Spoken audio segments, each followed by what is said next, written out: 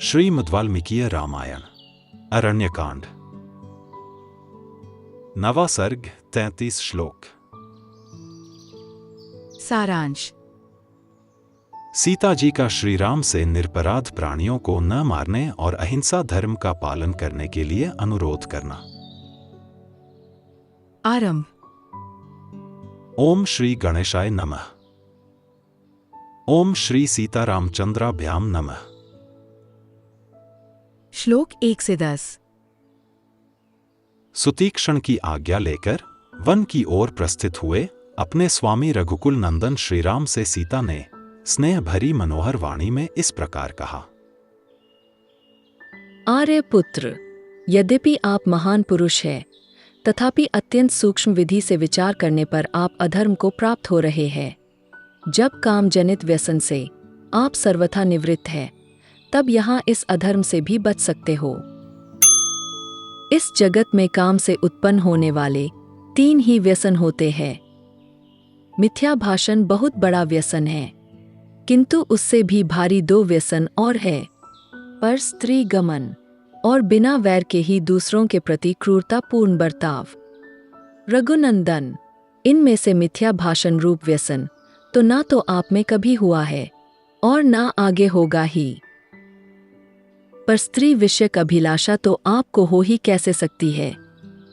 नरेंद्र, धर्म का नाश करने वाली यह कुत्सित इच्छा ना आपके मन में कभी हुई थी, ना है और ना भविष्य में कभी होने की संभावना ही है।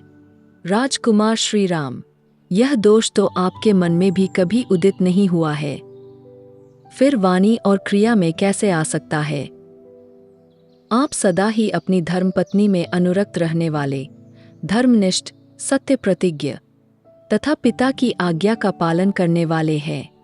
आप में धर्म और सत्य दोनों की स्थिति है, आप में ही सब कुछ प्रतिष्ठित है। महाबाहो, जो लोग जितेंद्रिय हैं, वे सदा सत्य और धर्म को पूर्ण रूप से धारण कर सकते हैं। शुभदर्शी महापुरुष, आपकी जितेंद्रियता को मैं अच्छी तरह जानती हूँ, इसीलिए मुझे विश्वास है कि आप में पूर्वोक्त दोनों दोष कदापि नहीं रह सकते। परंतु दूसरों के प्राणों की हिंसा रूप जो यह तीसरा भयंकर दोष है, उसे लोग मोहवश बिना वैर विरोध भी किया करते हैं। वही दोष आपके सामने भी उपस्थित है। वीर, आपने दंडकारण्य निवासी ऋषियों की रक्षा के लिए युद्ध में राक्षसों का वध करने की प्रतिज्ञा की है। श्लोक 11 से 20। इसी के लिए आप भाई के साथ धनुष बाण लेकर दंडकारण्य के नाम से विख्यात वन की ओर प्रस्थित हुए हैं। आठ आपको इस घोर कर्म के लिए प्रस्थित हुआ देख मेरा चित्त चिंता से व्याकुल हो उठा है। आपके प्रतिज्ञापालन रूप व्रत का विचार करके मैं सदा यही सोचती रहती हूँ कि कैसे आपका कल्याण हो। वीर, मुझे इस समय आपका दंडकारण्य में जाना अच्छा नहीं लग रहा है। इसका क्या कारण है, यह बता रही हूँ, आप मेरे मुंह से सुनिए। आप हाथ में धनुष बाण लेकर अपने भाई के साथ वन में आए हैं।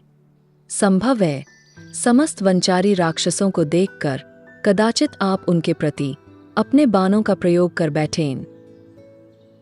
जैसे आग के समीप रखे हुए ईंधन उसके तेज रूप बल को अत्यंत उद्दीप्त कर देते हैं, उसी प्रकार जहाँ क्षत्रियों के पास धनुष हो तो वह उनके बल और प्रताप को उदित कर देता है। महाबाहो, पूर्वकाल की बात है, किसी पवित्र वन में जहाँ मृग और पक्षी बड़े आनंद से रहते थे, एक सत्यवादी एवं पवित्र तपस्वी निवास करते थे। उन्हीं की तपस्या में विघ्न डालने के लिए शचीपति इंद्र किसी योद्धा का रूप धारण करके हाथ में तलवार लिए एक दिन उनके आश्रम पर आए। उन्होंने मुनि के आश्रम में अपना उत्तम खड्ग रख दिया। पवित्र तपस्या में लगे हुए मुनि को धरोहर के रूप में वह खड्ग दे दिया। उस शस्त्र को पाकर मुनि उस धरोहर की रक्षा में लग गए। वे अपने विश्वास की रक्षा के लिए वन में विचरते समय भी उसे साथ रखते थे। धरोहर की रक्षा में तत्पर रहने वाले वे मुनि फलमूल लाने के लिए जहाँ कहीं भी जाते उस खड्ग को साथ लिए बिना नहीं जाते थे। श्लोक 21 से 30। तब ही जिनका धन था, उन मुनि ने प्रतिदिन शस्त्र ढोते रहने के कारण क्रमशः तपस्या का निश्चय छोड़कर अपनी बुद्धि को क्रूरतापूर्ण बना लिया। फिर तो अधर्म ने उन्हें आकृष्ट कर लिया। वे मुनि प्रमादवश रौद्रकर्म में तत्पर हो गए और उस शस्त्र के सहवास से उन्हें नरक में जाना पड़ा। इस प्रकार शस्त्र का संयोग होने के कारण पूर्वकाल में उन तपस्वी मुनि को ऐसी दुर्दशा भोगनी पड़ी। जैसे आग का संयोग ईंधनों को जलाने का कारण होता है, उसी प्रकार शस्त्रों का संयोग शस्त्रधारी के हृदय में विकार का उत्पादक कहा गया है। मेरे मन में आपके प्रति जो स्नेह और विशेष आदर है, उसके कारण मैं आपको उस प्राचीन घटना की याद दिलाती हूँ तथा यह शिक्षा भी देती हूँ कि आपको धनुष लेकर किसी तरह बिना वैर के ही दंडकारण्य वासी राक्षसों के वध का विचार नहीं करना चाहिए। वीरवर, बिना अपराध के ही किसी को मारना संसार के लोग अच्छा नहीं समझेंगे। अपने मन और इंद्रियों को वश में रखने वाले क्षत्रिय वीरों के लिए वन में धनुष धारण करने का इतना ही प्रयोजन है कि वे संकट में पड़े हुए प्राणियों की रक्षा करें। कहाँ शस्त्र धारण और कहाँ वनवास, कहाँ क्षत्रिय का हिंसा में कठोर कर्म और कहाँ सब प्राणियों पर दया करना रूप तप, ये परस्पर विरुद्ध जान पड़ते हैं। आत हम लोगों को देश धर्म का ही आदर करना चाहिए। इस समय हम तपोवन रूप देश में निवास करते हैं। आत यहाँ के अहिंसा में धर्म का पालन करना ही हमारा कर्तव्य है। केवल शस्त्र का सेवन करने से मनुष्य की बुद्धि कृपण पुरुषों के समान कलुषित हो जाती है। आत आप अयोध्या में चलने पर ही पुनः क्षात्र धर्म का अनुष्ठान कीजिएगा। राज्य त्याग कर वन में आ जाने पर यदि आप मुनिवृत्ति से ही रहें तो इससे मेरी सास और वर को अक्षय प्रसन्नता होगी। धर्म से अर्थ प्राप्त होता है, धर्म से सुख का उदय होता है और धर्म से ही मनुष्य सब कुछ पा लेता है।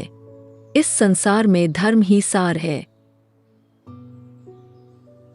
चतुर मनुष्य भिन्न भिन्न वानप्रस्थोचित नियमों के द्वारा अपने शरीर को क्षीण करके यत्नपूर्वक धर्म का संपादन करते हैं, क्योंकि सुखदायक साधन से सुख के हेतु भूत धर्म की प्राप्ति नहीं होती है।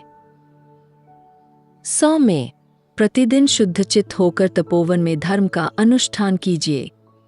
त्रिलोकी में जो कुछ भी है, आपको तो वह सब कुछ यथार्थ रूप से विदित ही है।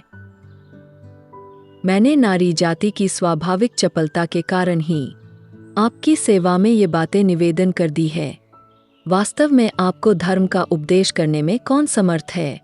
आप इस विषय में अपने छोटे भाई के साथ बुद्धिपूर्वक विचार कर लें, फिर आपको जो ठीक लगे उसे ही शीघ्रता पूर्वक करें।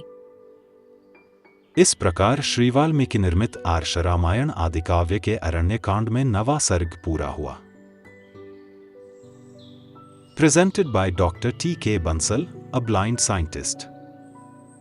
Please like and share this video, and don't forget to subscribe my channel. Jai Shri Ram.